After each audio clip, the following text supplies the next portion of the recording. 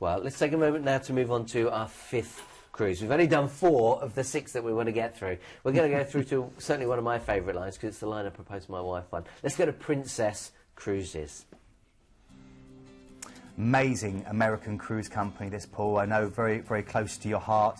The original Love Boat, if you remember that, most people remember the Love Boat, that was based on Princess Cruises. You're looking there at the great walkway that kind of stretches over the side of the ship. This is a unique ship. This is one of the newest ships, and it's absolutely beautiful. She's longer than the Shard is high, which is, of course, the tallest building in the UK. Yeah. And she's got won so many awards already. She's one of the most popular ships at sea, won 5 prestigious Travel Weekly Magellan Awards for the large ship category, her atrium, her spa, her pool, for the way the crew interact with all the guests. You can see them there doing a little bit of what we call flashing, and we are referring to the juggling of the cocktails.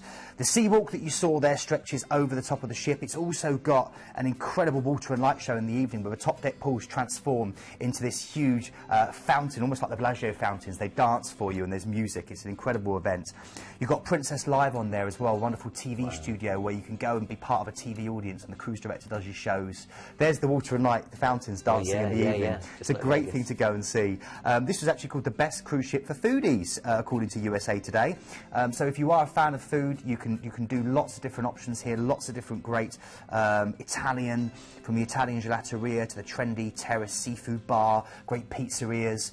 In the evening, of course, these ships come alive. They don't go to sleep. Basically, you can party 24 hours if you want to, from the great shows in the theatre through to the kind of game shows they have in the light entertainment lounges, all the way through to the discos, the live music. You might just be sitting in a coffee bar or the sports bar, and again there'll be live entertainment. There might be a pianist, or there'll be a classical duet, or there'll be a party band playing for you.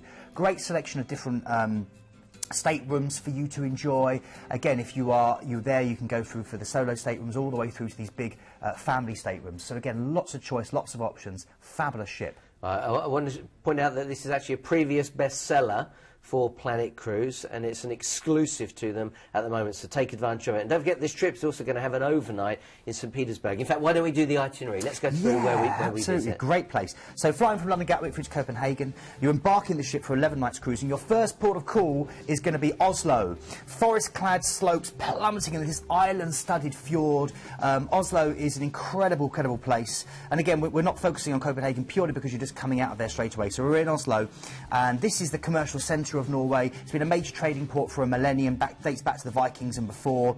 It's a great way you dock by this place, Akershus Castle, which gives you great views up in the gardens all the way down the fjord and also into Oslo and across Oslo itself. It's a great place to explore the waterfront. It's a very charming area. This is the Visual and Sculpture Park, which is a little bit out of town, where you've got wonderful gardens to explore and these huge sculptures.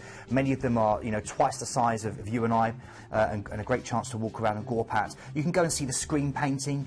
You can see the Viking ship museums, or go to the City Hall where they host the Nobel Prize Peace Ceremony.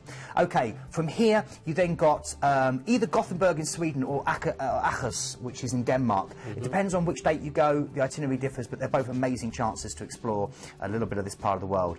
Then you're going through to the next port of call, which is Warnemünde. This is your chance to go through to Berlin. However, before I talk about Berlin, let's talk about Warnemünde itself. You see the beaches. It's got loads of beautiful beaches. You see a lot of locals flying their kites, walking their dogs, and sitting in those what they call standkorbs, which is the wicker construction chairs. You can also go and explore Warnemünde itself, which is a walled medieval city. But if you head into Berlin, it's incredible. You can see the Brandenburg Gate. You can maybe eat some schnitzel in a backstreet bulk hole. Maybe try a little bit of absinthe, one of its originators. And go and see the Checkpoint Charlie, the history of the Berlin Wall and the escapes. Then you're going through from Berlin. You're heading through to Tallinn after a day at sea, Estonia. This is like stepping back into a medieval storybook. Wow. It's got the world's oldest surviving Gothic town hall. I'll try that again. And it's full of flower stalls and handmade jams and restaurants serving boar and mead. It's a great place to sit and have a glass of wine and watch the world go by. And again, it's a walled town, so it's very difficult to get lost, and it's got this wonderful kind of atmosphere of charm. You expect the Brothers Grimm to step round the corner at any point and go boo. Okay, then we're going through to St Petersburg. You've got overnight on board here. You're going to see some great images now of this amazing city built by Peter the Great. He based it on places like Venice and Hamburg, and it has got lots of canals running through it, so you can explore those via the water.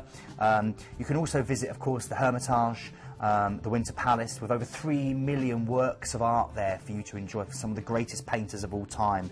The palaces on the outside, such as Peter the Great's Peterhof, is well worth exploring. And again, you've got all the wonderful fountains and gardens as you walk through these beautiful areas. And I would definitely say, if you get a chance, go shopping, because the bargains you can make there is great. That's the Church of Blood. That's my favourite place in the whole of St Petersburg. But of course there's more. There's more. But then we're going to Helsinki. You've had your overnight there, chance to go to the ballet. Helsinki, Finland, it's a sea town par excellence. Just go to the Suomenlinna Sea Fortress if you get a chance. That's the Lutheran church, which is the other big thing as well. OK, then you're going through to Stockholm. And this is Sweden, spread across 14 different islands. It's my favourite port of call in this itinerary. It's an enchanting slice of Scandinavian life. It's the world's green capital. It's a great opportunity for you to, again, see it by the canals if you want to. They do some great tours. Go and see the Vasa Museum, which is an old warship that sank on its maiden voyage, dates back to the 17th century, and it's 95% complete.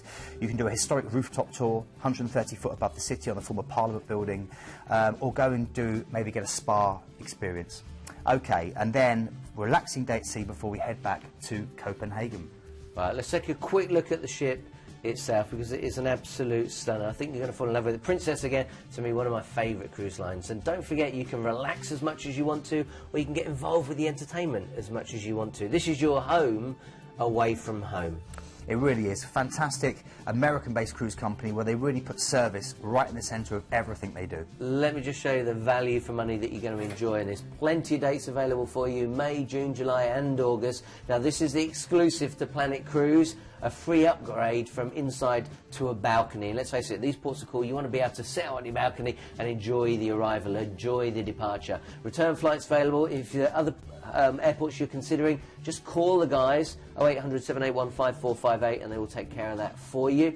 And of course, this is 11 nights on board Princess's Regal Princess. It's an absolute stunner. So you can get a balcony from £1,299. On some of those days, you can get just with a deposit. Let's show you some of these dates that are available. Imagine putting a deposit only on some of these. That would be the later dates, but they are available in May, June, July and August.